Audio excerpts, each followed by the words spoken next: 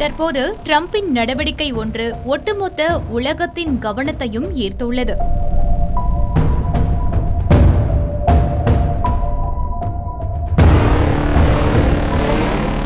அமெரிக்க அதிபர் Donald Trump ஈரானின் கட்டுப்பாட்டில் இருந்து வரும் முக்கிய கடல் வழியான ஹார்முஸ் நீரிணையை அமெரிக்காவின் புதிய பிரதேசமாக குறிப்பிடும் வரைபடத்தை வெளியிட்டுள்ளார்.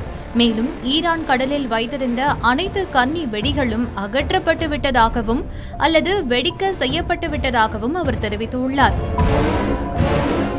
ஈரானுடன் எந்த பேச்சுவார்த்தையும் நடைபெறவில்லை, திட்டமிடப்படவும் இல்லை. கடற்படை முற்றுகை முழுமையாக தொடர்கிறது. ஹார்முஸ் நீரிணை திறந்திருக்கிறது. மேலும் போக்குவரத்து நடந்து கொண்டிருக்கிறது என ட்ரம்ப் தனது ட்ரூத் சோஷியல் பதிவில் கூறியுள்ளார். இருப்பினும் ஹார்முஸ் மீதான ஈரானின் பிடி உண்மையில் தளர்ந்து வருவதாக கடல்சார் தரவுகள் காட்டுவதாக தகவல்கள் தெரிவிக்கின்றன. உலகின் போரற்ற சூழலில் கச்சா எண்ணெய் மற்றும் இயற்கை எரிவாயு வர்த்தகத்தில் சுமார் 1/5 பங்கு இந்த நீரிணை வழியாக செல்கின்றது.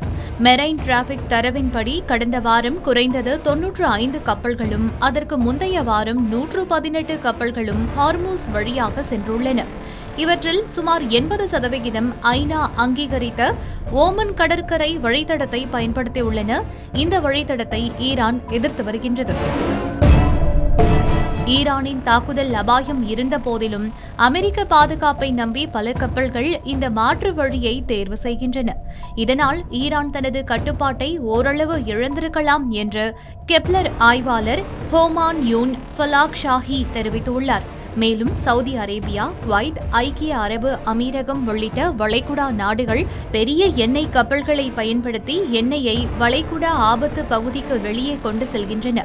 சில கப்பல்கள் ஈரானின் தாக்குதலை தவிர்க்க பல வாரங்கள் தங்களது கண்காணிப்பு கருவிகளை அணைத்து வைத்துள்ளன.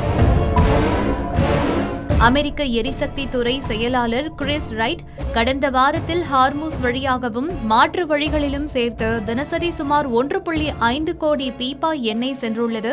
இது போருக்கு முன்பிருந்த தினசரி 2 கோடி பீப்பாய் அளவை நெருங்குகின்றது என்று கூறியிருக்கிறார்.